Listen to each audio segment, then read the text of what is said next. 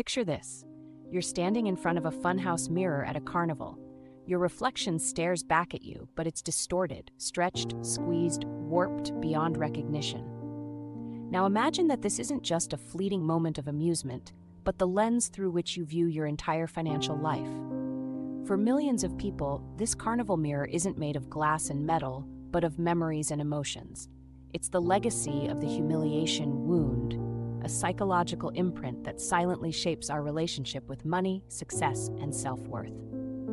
You won't find this wound listed in financial advice books or discussed in economics classes.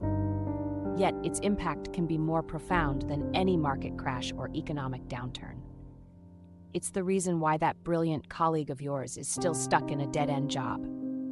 It's why your friend, despite his best efforts, seems allergic to financial stability. It's the invisible force that might be architecting your own financial struggles, brick by painful brick. Today, we're not going to talk about budgets, investments, or credit scores. We're diving into the hidden psychology that governs your financial life. We're going to explore how seemingly insignificant moments from your past might be holding the blueprint to your financial future. This isn't about dramatic financial scandals or overt abuse.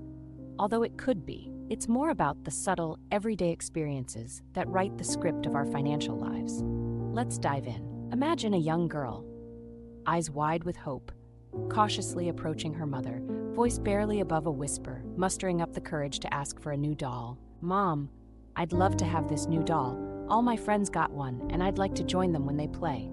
The mother's reaction is swift and cutting. She doesn't even look at her daughter as she hisses, "Are you trying to embarrass me? We can't afford any doll. Be grateful for what you have and stop being so selfish." The girl's cheeks burn with shame. Around them, other shoppers pretend not to notice, but their sideways glances feel like spotlights on her inadequacy. In that moment, a seed is planted. The message, needing things is shameful. Wanting is selfish, and poverty is a personal failure to be hidden at all costs. This seemingly small interaction becomes a foundational brick in the girl's financial worldview. As she grows, it shapes her relationship with money in ways she can't yet fathom. The shame of that moment at the mall will echo through decades, influencing career choices, spending habits, and even intimate relationships. Fast forward 20 years, and this same girl, now a woman, sits in a job interview, unable to articulate her worth or negotiate her salary. The voice of her younger self whispers, "Don't be selfish. Be grateful for whatever they offer." The humiliation wound inflicted years ago now dictates her earning potential, silently ensuring she remains in the same financial struggles she grew up with. The tentacles of financial humiliation don't just squeeze our wallets, they coil around every aspect of our lives, often so subtly we don't even notice their grip. Like an invasive vine, this wound creeps into the cracks of our psyche, sprouting in the most unexpected places. Let's shine a light on these hidden tendrils and see how deep they really go. 1. The invisible cap. Many find themselves hitting an earnings plateau, perpetually hovering just below a certain income level. This isn't mere coincidence. It's often the humiliation wound at work whispering, "Who do you think you are to earn more?" This unconscious cap, born from early experiences of being shamed for wanting or having too much, effectively becomes a self-imposed limit on financial growth. 2. The prosperity allergic reaction. Have you ever noticed how some people seem to be allergic to financial stability? The moment they start getting ahead, they make a large unnecessary purchase or quit a good job. This isn't random self-sabotage. It's the humiliation wound in action, creating a sense that prosperity is dangerous, that it will lead to judgment or rejection. 3. The financial chameleon. This pattern is subtle but powerful. Some individuals unconsciously adjust their spending and lifestyle to match those around them, even to their detriment. This chameleon-like behavior isn't about keeping up with the Joneses. It's a protective mechanism, born from experiences of being humiliated for being different financially.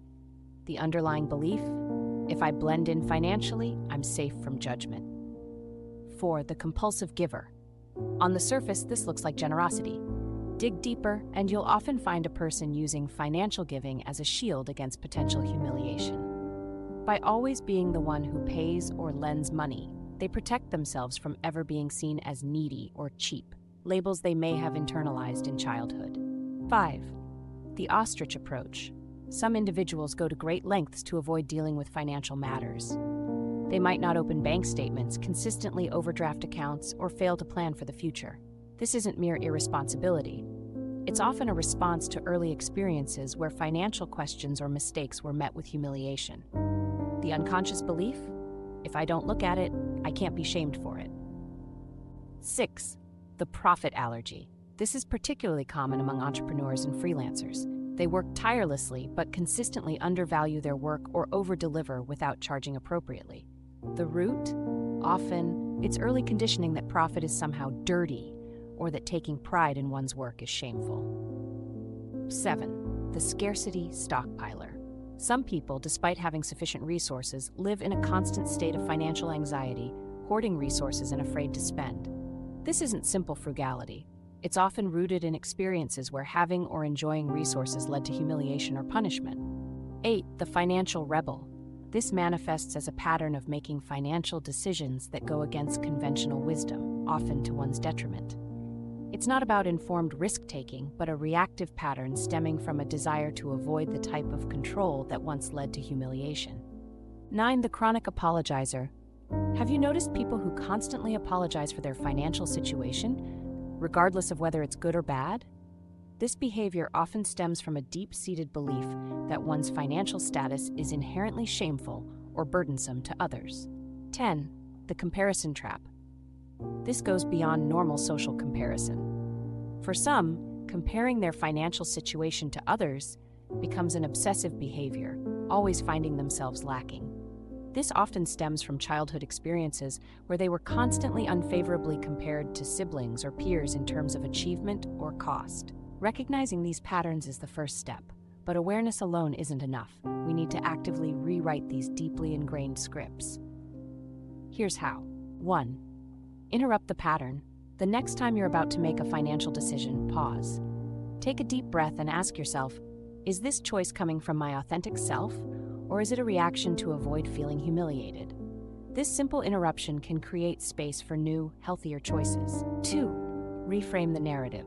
Our minds are storytelling machines. Start paying attention to the stories you tell yourself about money. Are they tales of inevitable lack, of unworthiness? Challenge these narratives. For every self-limiting money story, craft an alternative. I always struggle with money becomes I'm learning and growing in my financial journey. 3. Explore the roots. Set aside time for deep reflection. What's your earliest memory of feeling humiliated about money? How has this shaped your beliefs? Understanding the origins of our wounds doesn't immediately heal them, but it does loosen their grip. 4. Practice financial self-compassion. Many of us are harsher on ourselves about money than any external critic. Start treating your financial self with the same kindness you'd offer a friend. Made a money mistake? Instead of berating yourself, ask, what can I learn from this? 5. Seek healthy financial relationships. We often recreate our wounds in our adult relationships. Pay attention to your financial dynamics with others. Do you always pick up the tab to avoid feeling cheap? Do you hide purchases from your partner out of shame? Recognizing these patterns is the first step to changing them. 6. Challenge your comfort zone. The humiliation wound often keeps us financially small. Challenge this by regularly doing something that stretches your financial comfort zone. This isn't about reckless spending, but about expanding your sense of what's possible for you financially. 7. Redefine success. Many of us carry narrow, often inherited definitions of financial success. Take time to consciously define what true financial well-being means to you, independent of others' expectations or your past conditioning. 8. Celebrate financial milestones. The humiliation wound thrives on minimizing achievements. Counter this by consciously celebrating your financial wins, no matter how small. Paid off a credit card? Acknowledge it. Saved your first $100? That's worthy of celebration. 9. Seek support. Healing deep wounds is challenging work. Consider working with a financial therapist or coach who understands the emotional dimensions of money. Sometimes an outside perspective can illuminate blind spots we can't see on our own. 10. Practice gradual exposure. If financial discussions or actions trigger intense discomfort, start small. Set aside 5 minutes a day to look at your accounts or have a brief money conversation with a trusted friend.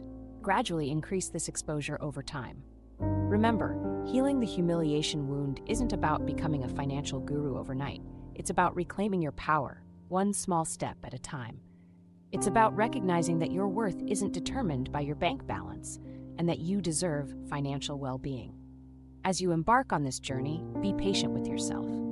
Decades of conditioning don't unravel overnight. There will be setbacks, moments when the old patterns resurface. That's not failure, it's part of the process. Your journey from financial humiliation to empowerment isn't just about you. As you heal, you create ripples that extend far beyond your own life. You break generational cycles. You model healthier financial behavior for others. You contribute to a culture where money is a tool for growth, not a weapon of shame. This exploration has only scratched the surface of how the wound of humiliation shapes our financial lives. There's so much more to uncover. Share this video to start important conversations about the emotional roots of our money habits. Subscribe for more deep dives into the psychology of finance. And remember, every time you choose self-compassion over self-judgment in your financial journey, you're not just changing your bank balance. You're changing the world, one healed wound at a time. Thank you for watching. This is Ayla, signing off.